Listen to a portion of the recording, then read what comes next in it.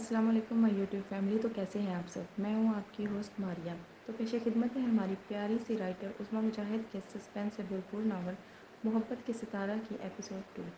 تو سٹارٹ کرنے سے پہلے بتاتی چلوں کہ ہم ملیں گے سعدین کی کاربن کاپی جو کہ سعدین کا بیٹا نہیں اور نویرہ کی پرچھائی سے، بٹ وہ نویرہ کی بیٹی نہیں.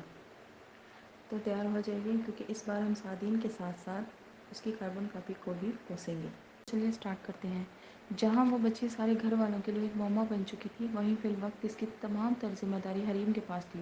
نویرہ کمال آغا کے سمجھانے بجھانے پر رک گئی تھی، مگر سعدین سے مکمل رابطہ بندے ہونے کے ساتھ ساتھ اس بچی کو دیکھنا بھی جیسے گناہ تصور کرتی تھی. وہ کمال آغا نے نویرہ اور سعدین کے لیے اوپر کا پورشن مختص کیا ہوا تھا، جبکہ بشرا بیگم اور کمال صاحب خود حریم اور اذلان کے ساتھ نیچے والے پورشن میں مقیم تھے.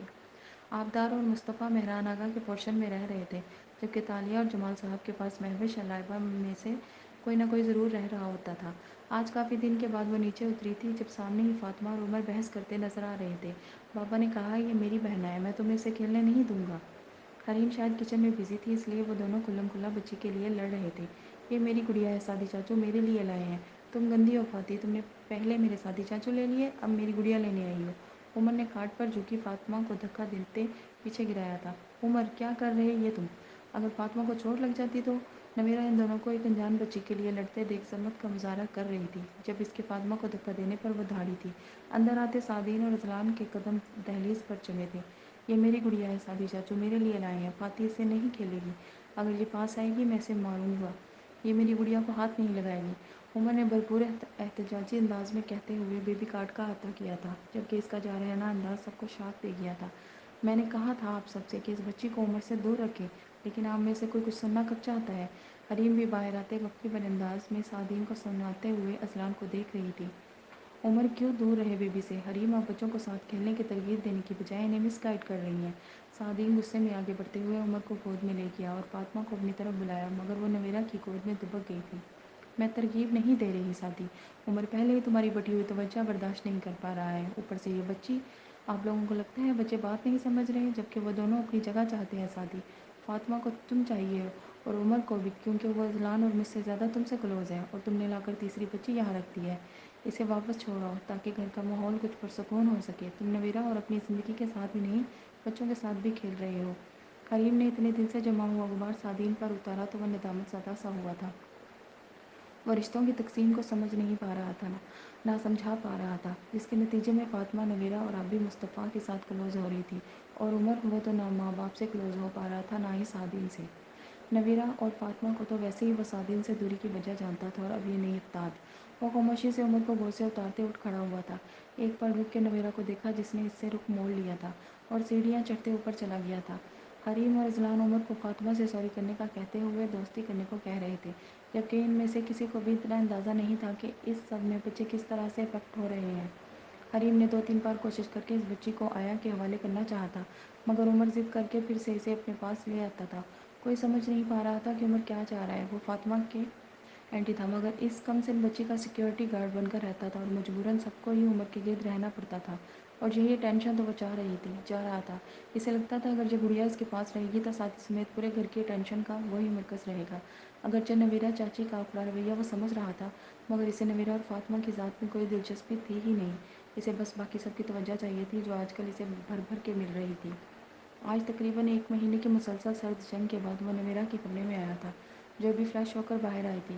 اسے اپنے کمرے میں دیکھ کر ماتھے پر بل ڈالے ڈریسنگ ٹیبل کے سامنے جا رکی تھی، جبکہ سعدین سیر شدہ نظروں سے اسے دیکھ رہا تھا. نویرہ ایسا کب تک چلے گا؟ آخر میں تمہارے بغیر نہیں رہ پا رہا ہوں یار، کچھ تو رحم کھاؤ. وہ سست روی سے چلتا ہوا اس کے پیچھے آ ٹھہرا تھا، جبکہ اس کی بات سن کر ایک کوم اٹھاتی نویرہ کا ہاتھ ایک پل کو رکا تھا اور پھر سر جھٹکتے ہوئے اسے مکمل اگنور کیا تھا. اس کی چپ نے سعدین کمال کو جسارت پر مائل کیا تھا، اور وہ اس کی پشت پر بکھرے بالوں سے ٹپکتے پانی سے گیلی ہوتی سنگ مرمر سے تراشی کمر کے بل کم میں اپنے مضبوط بازوؤں کا حصار الجھائے اس کے شانے پر ٹھوڑی ٹکائے آئینے میں اپنا اور اس کا یکجاں عکس دیکھتے بولا تھا، اگر میری اتنی چاہ تھی تو یہ سب کرنے سے پہلے سوچ لینا چاہیے تھا آپ کو سعدین کمال. وہ اس کی گرفت میں کسمسائی تھی، مگر سعدین پر ذرا سا بھی اثر نہیں ہوا تھا. اس نے یوں ہی اپنا سر اس کے نم بالوں میں دیتے، شیمپو کی مہک اپنے اندر اتارتے اس کے وجود کی تازگی محسوس کی تھی. نویرا کو اس سمے شدت سے احساس ہوا تھا کہ کندھے پر رکھی جانے والی ہر چیز بوجھل ہوتی ہے سوائے محبوب کے سر کے، مگر اس وقت وہ سعدین کمال کی اس قربت سے دوری چاہتی تھی، کیونکہ اس نے محبت میں بے وفائی کی تھی، کسی تیسرے فرد کو محبت کی عبادت میں لانے کا شرک کیا تھا۔ کیا تم میرا تھوڑا سا ساتھ نہیں دے سکتی نویرا؟ اس سب میں نے سب سے زیادہ تم پر بھروسہ کیا تھا کہ اس گھڑی تم میرے شانہ بشانہ رہو گی اور تم ہی میری مخالف اول ہو۔ ایک صحیح وقت پر میں ہر حقیقت بتا دوں گا۔ میری جان اتنا سا بھروسہ کر لو کہ سعدین کمال دنیا کا نیچ اور گرا ہوا شخص بھی بن جائے، پر مسز نویرا سعدین سے بے وفائی کا مرتکب نہیں ہو سکتا۔ سعدین بوجھل سانسوں سے ایک ایک لفظ ادا کرتے نویرا کے وجود کی دلکشی میں گم ہوتے ہوئے بولا تھا۔ مردانگی یہ نہیں کہ تمام عورتوں سے محبت کی جائے، بلکہ مردانگی تو یہ ہے کسی ایک عورت سے محبت اور لگن کر کے اسے تمام عورتوں سے برتر بنا دیا جائے۔ سعدین کمال اور آپ نے کیا کیا؟ جو عورت تاعمر وفا کے گیت گاتی رہی، آپ کی محبت پا کر ایک خوشگوار زندگی کے محل بننے لگی تھی، آپ نے چند دنوں میں ہی وہ محل پاش پاش کر دیا۔ دور ہو جائے سعدین کمال مجھ سے، مجھے آپ کے وجود سے دوسری عورت کی مہک آ رہی ہے۔ نویرا کی آواز بھاری ہونے لگی تھی، جبکہ وہ اپنے وجود پر رقص کرتے سعدین کمال کے آتشی لبوں کی قید سے خود کو آزاد کرتی اس سے دور ہوئی تھی، جبکہ سعدین کمال تضحیک کے مارے لب بھیتے اسے کلائی سے تھامے اپنے بہت قریب کر گیا تھا۔ تم میری نرمی کا ناجائز فائدہ اٹھا رہی ہو نویرا۔ جب میں کہہ رہا ہوں کہ ایسا کچھ نہیں ہے جو تم سوچ رہی ہو، تو تمہیں مجھ پر یقین کرنا چاہیے۔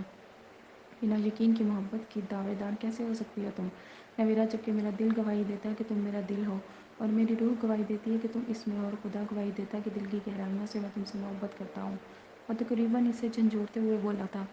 محبت، یقین، ہاں سعدین کمال، آپ جیسے شخص کے منہ سے محبت اور یقین کی باتیں اچھی نہیں لگتی ہیں، اور آپ بے فکر رہیں، ایک نہ ایک دن آپ کی یہ خطا معاف کر دی ہی جائے گی، کیونکہ میری ہر راہ کا اہتمام آپ ہی ہیں۔ یا یوں کہہ لیں کہ رہائی کی جستجو نہیں ہے، فرار کی مجھ میں خواہ نہیں ہے، نکل کے زندہ سے کیا کروں گا رسائی میں جب کہ تو نہیں ہے۔ ایک ایک لفظ بے بسی سے عطا کرتی نویرا اس کے دل کو کئی ٹکڑوں میں تقسیم کر رہی تھی۔ وہ اسے اپنی گرفت سے رہا کرتے ہوئے فوراً وہاں سے نکل گیا تھا۔ تو گویا سعدین کمال، خدا نے آپ کو میرے دل میں ڈال دیا ہے تاکہ آپ کے ذریعے مجھے زندگی کی خوبصورتی دکھا سکے۔ شاید خدا نے تمہارے لیے رکھی ہے وہ نبض جس کا سہارا تمہارے سوا کوئی مستحکم نہیں ہے، دل کی پہلی دھڑکن، پہلا نشہ، پہلا گہرا پن، پہلا احساس اور آخری محبت ہو۔ مختصر یہ کہ میرا سب کچھ ہو تم سعدین کمال۔ ایک نہ ایک دن تمہاری بے وفائی بھی معاف کرنی پڑے گی مجھے، کیونکہ میری سانسیں جو تمہارے ہونے سے مشروط ہیں۔ وہ مضطرب سی کمرے سے کمرے میں ٹہلنے لگی تھی۔ سعدین کے بٹوارے نے زندگی کو اور مشکل کر دیا تھا۔ اندھوں کی امامت، گونگوں کی زباں، بہروں کا سر حسن کی تال تیری آنکھیں، اٹھ جائیں تو شمس و قمر کو کریں تابیں، جھک جائیں تو ادب کی مثال تیری آنکھیں، ایک حسین عالم بستا ہے ان آنکھوں میں، تیری آنکھیں ہیں یہ قدرت کے کارخانے، جو بھی دیکھے ان میں لڑکھڑا کر گر پڑے، تیری آنکھیں ہیں یہ مہنوشی کے مہکانے۔ اس وقت وہ ٹیرس کے نیم باں حصے میں ٹہرا مسلسل اسے دیکھے جا رہا تھا، جو آبدار، مصطفیٰ، شہیر اور فاطمہ کے ہمراہ کوئی گیم کھیل رہی تھی۔ اے نور مجسم لڑکی، تم میرے دل کی گہرائی میں گلابوں کے اس شہر کی طرح ہو جو کبھی مرجھاتا نہیں ہے۔ دل کے لیے تم محبت ہو، روح کے لیے تم جان ہو، اور آنکھ کے لیے تم کافی ہو۔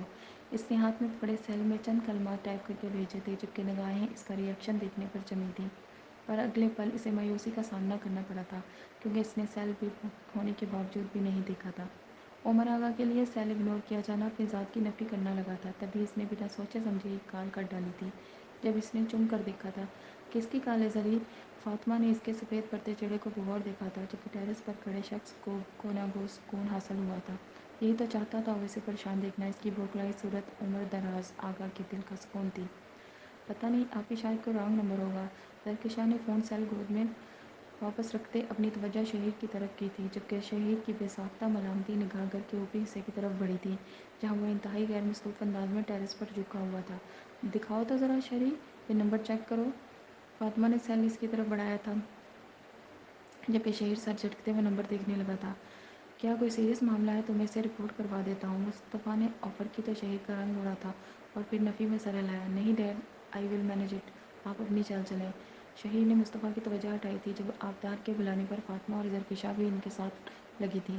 اول درجے کے کمینے انسان، تجھے کیا ملے گا اسے پریشان کر کے؟ شہیر نے ان سب سے نظر بچاتے عمر کو میسج کیا تھا۔ جب تک وہ تمہیں کمپلینس کرتی رہے گی، اس کے مسائل میں اضافہ ہی ہوتا رہے گا۔ عمر نے استہزائیہ انداز سے مسکراتی ایموجی اسے بھیجی تھی۔ سچ کہتے ہیں لوگ ڈاکٹرز پتھر دل کے ہوتے ہیں۔ شہیر، مصطفیٰ کی ہارٹ بریک ایموجی نے اسے کہکا لگانے پر مجبور کیا تھا۔ اور پولیس والوں کے سینے میں تو دل ہی نہیں ہوتا میری جان، چل اسے میرے پاس بھیج۔ عمر نے غصے میں کئی ایک ایموجی بھیجی تو وہ نو کہہ کر نامحسوس انداز میں زرکشا کو سیل آف کر دیا، جبکہ عمر کو تھمس ڈاؤن کی ایموجی بھیج کر آبدار اور مصطفیٰ کے درمیان چلتی گیم دیکھنے لگا تھا۔ ادھر عمر نے مزید 15 منٹ انتظار کرنے کے بعد آبی اور مصطفیٰ کے پورشن کی راہ لی تھی۔ ارے عمر، تم اب خیریت تو ہے نا؟ یہ چاند ہمارے آنگن میں کم ہی دکھائی دیتا ہے۔ آبدار نے خوش دلی سے اسے ویلکم کیا تھا، جبکہ زرکشا نے بے چینی سے پہلو بدلا تھا۔ جی کیونکہ آپ کے آنگن کا سورج جو ہمارے گھر رہتا ہے راستہ روک کے۔ عمر کا انداز شہری کو چڑھانے والا تھا۔ تم کیسی ہو مس ہٹلر؟ کہ اس نے فاطمہ کی طرف توجہ کی تھی جب آبدار نے اسے تنبیہ نظروں سے دیکھا تھا۔ آپ ہی دیکھ رہی ہیں آپ اسے؟ پھر آپ لوگ ہی کہتے ہیں فاطمہ لڑاکو ہے۔ فاطمہ کے تو سر پر لگی تھی، جبکہ شہیر بغلوں جھانکنے لگا تھا۔ فاطمہ کا یہ نام اس نے دیا تھا اور عمر کی یہ بلیک میلنگ تھی کہ اگر وہ اس کے سیکرٹ کلوز کرے گا تو وہ بھی شہیر کے نادر خیالات فاطمہ کے سامنے ظاہر کر دے گا۔ فاطمہ اور مصطفیٰ کی کلوزنس کی وجہ سے اس کا زیادہ وقت آبی کے پاس گزرتا تھا اور اسی فرینکنس سے وہ اسے آبی کہتی تھی، جبکہ شہیر پر ہر وقت اپنے چند ماہ بڑے ہونے کا رعب جھاڑتی اسے بے حد غصہ دلاتی تھی۔ اس کے برعکس اور عمر اور فاطمہ میں بچپن سے جو ٹھنی تھی کبھی بن ہی نہیں سکی، البتہ وہ شہیر کو بھی اس سے دور رہنے کے مشوروں سے نوازتی ہوئی نظر آتی تھی۔ عمر بری بات ہے بیٹا، اور فاطمہ عمر تم سے بڑا ہے، بیٹے بڑوں سے ایسی بات تھوڑی کرتے ہیں۔ مصطفیٰ نے ان دونوں کو ٹوکا تھا، جبکہ عمر کے بڑے ہونے کی بات پر واجہ گلی تھی۔ اسی بات کا تو وہ ان سب پر خوب رعب جھاڑتا تھا۔ حریم اور اذلان ابھی تک پارٹی سے واپس نہیں آئے کیا؟ آبدار نے اس سے پوچھا تھا۔ اور نہیں، وہ لوگ ابھی تک نہیں آئے، اور زرکشا آپ کو دادو بلا رہی تھی، یہ بتانا تو بھول ہی گیا میں۔ عمر نے گویا اپنی آمد کا مقصد واضح کیا تو وہ فوراً اٹھ کھڑی ہوئی تھی، جبکہ وہ بھی ان لوگوں سے معذرت کرتے ہوئے اس کے پیچھے ہی آیا تھا۔ جب وہ بشریٰ بیگم کے روم میں جھانکنے کے بعد کنفیوز سی ٹھہری تھی، یہ کون سا وقت ہے کسی کے گھر ٹھہرنے کا؟ آپ کو خود کو احساس ہونا چاہیے، اتنی رات کے کون گھر سے باہر رہتا ہے؟ وہ اس کے پیچھے ٹھہر کر تقریباً برایا تھا جب وہ اپنی جگہ سے اچھل پڑی تھی۔ وہ عمر بھائی، وہ آبی کا گھر ہے، کسی کا تو نہیں۔ وہ بھی باقی سب بچوں کی طرح آبدار کو آبی بولتی تھی، جبکہ فاطمہ کی طرح مصطفیٰ کو پولیس ماموں۔ جب اپنا گھر ہے تو وہاں بیٹھنے کی کوئی تک نہیں ہے۔ آئندہ آپ مجھے ایک مخصوص وقت کے بعد دوسرے کسی پورشن میں نظر نہ آئیں۔ عمر اسے بان کرتے ہوئے پیچھے ہٹا تھا، جبکہ اس کی آنکھیں جھلملا اٹھی تھیں۔ نہ جانے اسے کیوں لگتا تھا کہ عمر دراز اسے لے کر کبھی نارمل کزن کی طرح ریئیکٹ نہیں کرتا تھا۔ وہ اپنے آنسو چھپانے کے لیے اپنے روم کی طرف بڑھی تھی، جبکہ عمر کی کاٹدار نگاہوں نے اس کے غائب ہونے تک اس کا پیچھا کیا تھا۔ تمہارا میرے پہلو میں ہونا جیسے کسی سرزمین کا سکون ہو، جیسے ایک طویل قبضے کے بعد آزاد کیا گیا ہو۔ اس نے روم میں آتے سے اعلان کیا تھا جب اسکرین پر ایک میسج جگمگایا تھا۔ عمر کا رویہ اور پھر انجانے نمبر سے آنے والا میسج اس کا دل مزید بھاری کرنے لگا تھا۔ انجان نمبروں سے آتے میسیجز کا یہ سلسلہ تو شاید تبھی سے شروع ہوا تھا جب سے کالج ایڈمیشن کے ساتھ ہی حریم اور اذلان نے سیل فون تھمایا تھا۔ اس کے چند دن کی خوشی اس کے لیے مستقل سردرد بنتی جا رہی تھی، اور وجہ یہ تھا کہ وہ بتاتی بھی تو کسے؟ حریم اور اذلان کے ساتھ ہمیشہ سے ہی ایک جھجک مانیہ تھی۔ فاطمہ کی بات سے بتنگڑ بنانے والی عادت سے غائب تھی، جبکہ شہیر کو شہیر کا خیال آتے ہی سے دونوں کو سکون ملا تھا، کیونکہ آج والا نمبر یقیناً وہ ٹریس کر لے گا۔ اس سوچ کے آتے ہی وہ مطمئن ہوئی تھی۔ کس سے پوچھ کر آپ نے اپنا نام ٹور کے لیے لکھوایا ہے؟ اس کی بات سنتے وہ سہمی سی کھڑی تھی۔ زرکشا، میں آپ سے بات کر رہا ہوں۔ اس نے زرکشا کے جھکے سر کو انگشت شہادت سے نوک کرتے ایک انگلی کے سہارے ہی اٹھانے کی کوشش کی تھی۔ بابا سے پوچھا تھا میں نے، اور فاطمہ آپی۔ زرکشا کی کھٹیائی آواز پر وہ چونکا تھا۔ اسے اندازہ کرنے میں ذرا بھی دیر نہیں لگی تھی کہ وہ رو رہی تھی، اور طبی جھکی گردن اوپر نہیں اٹھ رہی تھی۔ اوہ گاڈ، یہ لڑکی! فیس اپ زرکشا! اس کی تحکم بھری آواز پر اس نے بمشکل چہرہ اٹھایا تھا۔ آنسوؤں سے تتر بتر چہرہ دیکھ ایک ہارٹ بیٹ بھی صورت تھی۔ جو بات فاطمہ کرے اسے آپ کو کاپی کرنا ضروری نہیں ہے زرکشا۔ اور زرکشا میں وہ ایک قدم آگے بڑھتے اس کے پاس آیا تھا، جب وہ ڈر کے مارے اس سے دور بھاگتی اندر کہیں غائب ہو گئی تھی۔ عمر آغا نے اپنی ٹھوڑی مسلتے خود کو کنٹرول کرنا چاہا تھا، پر اب اسے خود پر غصہ آیا تھا۔ وہ اس کی وجہ سے رو رہی تھی۔ تف ہے تم پر عمر آغا! خود کو ملامت کرتے وہ اندر کی جانب بڑھا تھا۔ ارے عمر، شکر ہے تم آ گئے۔ مجھے نا یہ لسٹ ابھی فائنل چاہیے آغا جان کے، بہت امپورٹنٹ گیسٹ آ رہے ہیں، اور کچن تو بالکل خالی ہوا پڑا ہے، سمجھو۔ گاڑی کی چابی تو ہے نا تمہارے پاس؟ حریم نے بات کرتے ہوئے اس سے پوچھا تو وہ اس بات میں سر ہلا گیا تھا۔ ایک نظر اوپر آتی اسٹیئرز پر ڈالی، جب وہ ابھی اسے نظر آ جائے گی۔ پر مایوس نگاہوں سے حریم کو دیکھتے آگے بڑھ گیا۔ اگلا ایک گھنٹہ وہ ایک ایک چیز کے لیے خوار ہونے کے بعد گھر پہنچے تو سامنے ہی آغا جان نے بیٹھک سجا رکھی تھی۔ ہاں بھائی عمر، کیا چل رہا ہے؟ تم تو بھائی سرے سے ہی غائب ہو، کبھی آ کے 2 گھڑی اپنے بوڑھے آغو کے پاس بھی بیٹھ جایا کرو۔ آغا جان کی بات پر ایک ہلکا سا تبسم اس کے چہرے پر کھلا تھا، ایک قطرہ جو سعدین کے برعکس گیا ہو۔ یہ آغا جان بالکل اسی کا پرتو لگتا ہے مجھے تو۔ میرا بیٹا کم، سعدین کا زیادہ لگتا ہے، اذلان نے اسے اپنی جانب آتے دیکھ کر کہا تھا۔ بالکل صحیح کہا آپ نے، میں چاچو کا ہی بیٹا ہوں، تو ان جیسا ہونے پر مجھے پراؤڈ ہے۔ انہوں نے فرضی کالر جھاڑتے خوشگوار موڈ اپنانا چاہا تھا اور آغا جان کے بغل میں جگہ سنبھالی تھی۔ سعدی سے یاد آیا، مجھے تم نے اسے زرکشا کے بارے میں بتایا تو ہے نا؟ آغا جان نے اذلان سے پوچھتے ساتھ ہی نظر کمال آغا کو بھی دیکھا تھا۔ بابا جان، اسے کیا اعتراض ہوگا بھلا؟ آپ کا کیا فیصلہ تو آج تک اس کا باپ بھی نہیں ٹال سکتا۔ کمال آغا نے پہلو بدلتے ہوئے کہا تھا، کیونکہ سعدین اور رومیرہ کے رشتے کے وقت آغا جان بس حکم ہی صادر کیا تھا، اب وقت بدل گیا ہے، گھر کے ہر فرد کی مرضی ضروری ہے۔ آغا جان کے مضبوط لب و لہجے پر وہاں موجود سب نے اس بات میں سر ہلایا تھا۔ فاطمہ کے لیے مصطفیٰ اور پھر سعدی کی ضد نے بھی مجبور کر دیا، ورنہ میری تو یہی چاہتی کہ عمر اور فاطمہ کا جوڑ اچھا ہے۔ بشریٰ کمال کی بے ساختہ خواہش پر ایک جامد چپ چھائی تھی، جبکہ عمر نے اپنے دماغ کے گھوڑے دوڑائے تھے، ان سب مہم باتوں کا خلاصہ کیا تھا۔ ابتدا زرکشا اور اختتام فاطمہ۔ مصطفیٰ چاچو اور سعدی چاچو، مطلب کہ جیسے ہی دماغ میں ایک وزر سا بچا، وہ شافٹ سا اپنی بے خبری پر تھا۔ ایک ہی گھر میں رہتے ہوئے اتنا سب چل رہا تھا، اسے پتہ ہی نہیں تھا۔ وہ کچھ دیر مزید ان کے ساتھ بیٹھنے کے بعد حلیم کے پاس آیا تھا، جنہوں نے اس کے بدترین خدشے کی تصدیق کی تھی۔ آغا جان اپنے کسی جاننے والے سے زرکشا کا رشتہ طے کرنے والے تھے۔ مما، میرا نہیں خیال کہ یہ سب سوٹیبل ہے، زرکشا ابھی بہت چھوٹی ہے اور شادی جیسی ذمہ داری نبھانا بہت ٹف ہو جائے گا ان کے لیے۔ عمر نے دل کی دہائیوں پر آنکھیں کان بند کیے ایک الگ اعتراض پیش کیا تھا۔ ارے بابا، تو اس میں کیا، ہم کون سا آج اسے رخصت کرنے لگے ہیں؟ جیسے فاطمہ اور شہید کے رشتے کی بات بڑوں کے درمیان ہے، ایسے ہی یہ بھی بڑوں تک رہے گی ابھی۔ یہ پلیٹس اٹھا کے دو۔ وہ تیزی سے کچن میں ہاتھ چلاتے ہوئے اسے پلیٹس کی طرف اشارہ کر گئیں، تو وہ خاموشی سے ان کی ڈیمانڈ پوری کرتے باہر نکل آیا تھا۔ اپنے اندر ایک عجیب سی حبس کا احساس ہو رہا تھا۔ وہ رات اس نے بستر پر کئی ایک کروٹیں بدلتے ہوئے گزاری تھی، پر اپنی بے چینی کی وجہ ڈھونڈنے میں ناکام رہا تھا۔ اگلی صبح وہ حسب معمول اسے ریڈی ملی تھی، چونکہ وہ سعدین کے نقش قدم پر چلتے ہوئے میڈیکل کے فائنل ایئر میں تھا، تو زرکشا بھی سب کی خواہش پر میڈیکل کے پہلے سال میں تھی، کیونکہ سعدی ان دونوں کو اس شعبے میں دیکھنا چاہتا تھا۔ فاطمہ اور عمر سینئر بیچ میں تھے، جبکہ دونوں ایک ہی کالج میں ہونے کی وجہ سے زرکشا اور فاطمہ کی تمام تر ذمہ داریاں عمر کے سر پر تھیں۔ زرکشا نے اس کی غیر معمولی چپ کو محسوس کرتے ہوئے سکون کا سانس لیا تھا۔ ویسے بھی اگر وہ خفا بھی ہو جاتا تو زرکشا کو خوشی ہوتی، کیونکہ اس کی گن گٹ سننا اتنا آسان نہیں تھا، اس لیے اچھا تھا وہ اس سے کوسوں دور رہتی۔ زرکشا نے بچپن سے ہی اسے اپنے اوپر ایک حاکم بنے ہوئے دیکھا تھا۔ حریم نے جب اس سے آغا جان کے طور سے آئے رشتے کی بات کی تو اسے اس بات کی بےحد خوشی تھی کہ اس کی ہمیشہ کے لیے ہی عمر سے جان چھوٹ جائے گی اور وہ ایک الگ گھر میں چلی جائے گی۔ وہ پورا دن خوشگوار گزرا تھا، کیونکہ ابتدا بہترین ہوئی تھی زرکشا کے لیے، جبکہ دوسری جانب اسے کسی پل سکون نہیں تھا۔ ٹور کتنے بجے نکل رہا ہے کل؟ واپسی پر پھر سے اس کی جرح شروع ہوئی تھی۔ میں نے اپنا نام وڈرا کرا لیا تھا اسٹوڈنٹ ریپلیسمنٹ پر۔ زرکشا نے سر جھکائے اختیاری جرم کیا جب گاڑی ایک جھٹکے سے رکی تھی۔ واٹ؟ کس سے پوچھ کر نام وڈرا کرا کیا تھا؟ اس کے سرخ پڑتے چہرے کو دیکھ کر زرکشا مزید کنفیوز ہوئی تھی۔ کل اسی نے ہی حکم صادر کیا تھا، بنا کسی سے پوچھے، آخر اسی نے نام کیوں لکھوایا؟ اور اب یہی اس کی عجیب حرکتیں زرکشا کو اسے بیزار رکھتی تھیں۔ اپنے سیاح کو کال کریں اور انہیں اپنا ٹرپ کنفرم کریں، رائٹ ناؤ۔ کچھ دیر بعد گاڑی ایک طرف روکتے ہوئے اس نے اپنا سیل زرکشا کی جانب بڑھایا تھا۔ اور اب تو کوئی ویکنسی نہیں ہے، میرا مطلب۔ زرکشا اس آفت پر بکھلائی تھی۔ عمر نے اس سے نظریں ہٹائے، باہر کے مناظر پر نظریں جمائیں اور پھر باہر نکل گیا تھا۔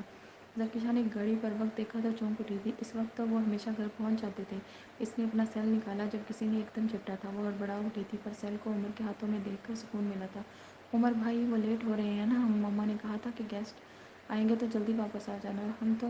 زرکشا کی بات سنتے عمر آغا کے سر پر لگی تھی جیسے یہ بات۔ گیسٹ آغا جان کے ہیں، ان سے آپ کا کیا واسطہ محترمہ؟ وہ اسے تیکھے جتنوں سے گھورتے ہوئے پوچھ رہا تھا۔ زرکشا اس اچانک سوال پر گڑبڑائی تھی۔ وہ مما، شٹ اپ، منہ بند رکھو تم اپنا۔ نظر نہیں آ رہا یہاں کسی وجہ سے ہی رکا ہوں گا میں؟ گاڑی خراب ہو گئی ہے، انتظار کر سکتی ہیں؟ کریں ورنہ ٹیکسی لے کر چلی جائیں۔ عمر کی بات پر وہ حیران ہوئی۔ اچھی خاصی چلتی گاڑی تو بند کی تھی اس نے، پر کچھ بولنا عیب تھا، اس لیے خاموشی غنیمت جانی تھی، پر ٹیکسی لے کر جانے والی بات سن کر دل پر گھونسا پڑا تھا۔ وقت کی سوئیاں دھیرے دھیرے گزرتی جا رہی تھیں اور اس کے اندر بے چینی بڑھتی جا رہی تھی۔ ادھر عمر کے سیل پر تو کبھی زرکشا کے سیل پر مسلسل کالز آ رہی تھیں، پر وہ کوئی رسپانس نہیں دے رہا تھا۔ زرکشا کو جب گھبراہٹ ہونے لگی تو وہ باہر نکل آئی تھی۔ شام کے ڈھلتے سائے ہر چیز کو اپنی لپیٹ میں لے رہے تھے۔ عمر بھائی، یہاں سے کوئی کنوینس نہیں ملے گی کیا؟ وہ پریشانی سے بولی تھی۔ عمر نے اس پر ایک چٹکی نگاہ ڈالنے کے بعد رخ موڑ لیا تھا۔ آپ ہمارا سیل دے دیں، ہم آغا جان کو کال شٹ اپ منہ بند نہیں رکھ سکتی نا؟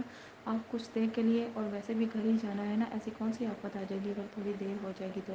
عمر نے ہمیشہ کی طرح سرعام سے ڈپٹا تو وہ پھر سے چہرہ جھکائے گاڑی میں آ بیٹھی تھی۔ جب ایک گرین سگنل میسج ملتے وہ فوراً گاڑی میں آیا تھا۔ رکشا حیران ہی رہا تھی کہ گاڑی بنا میکینک کے بونٹ تک اٹھائے بغیر خود بخود ٹھیک ہو گئی تھی۔ وہ گھر جا کر مما کو بھر بھر کے اس کی شکایتیں لگانے کا سوچتے ہوئے مطمئن ہو گئی تھی۔ مطمئن تو وہ بھی تھا، پر زیادہ دیر تک نہیں رہ سکا تھا۔ جب گھر جا کر پتہ چلا کہ ان گیسٹ نے آج اپنا ارادہ ملتوی کر دیا تھا اور وہ کل آنے والے تھے۔ بٹ کل تو ہم کالج کے ساتھ ٹور پر جا رہے ہیں۔ عمر کے ہم پر وہ چونکی تھی۔ اسے یہ تو نہیں پتہ تھا کہ ان کے لیے اسپیس بنی تھی یا نہیں، مگر عمر نے کب ڈیسائیڈ کیا اور کیوں؟ وہ تو ان تفریحات کو فضول کنسیڈر کرتا تھا۔ اور تو پھر ہم پروگرام آگے کر دیتے ہیں، کیوں آغا جان؟ اذلان کی بات پر عمر کو تکتی ان کی پرسوچ نظروں نے خفیف سے اشارے سے حامی بھری تو گویا اس کی جان میں جان آئی تھی۔ تو کیسی لگی آپ کو آج کی ایپیسوڈ؟ کمنٹ میں ضرور بتائیے گا، اور چینل کو سبسکرائب کرنا مت بھولیے گا۔ لائک کے بٹن کو پریس کریں اور بیل آئیکن کو دبائیں۔ شکریہ، اللہ حافظ۔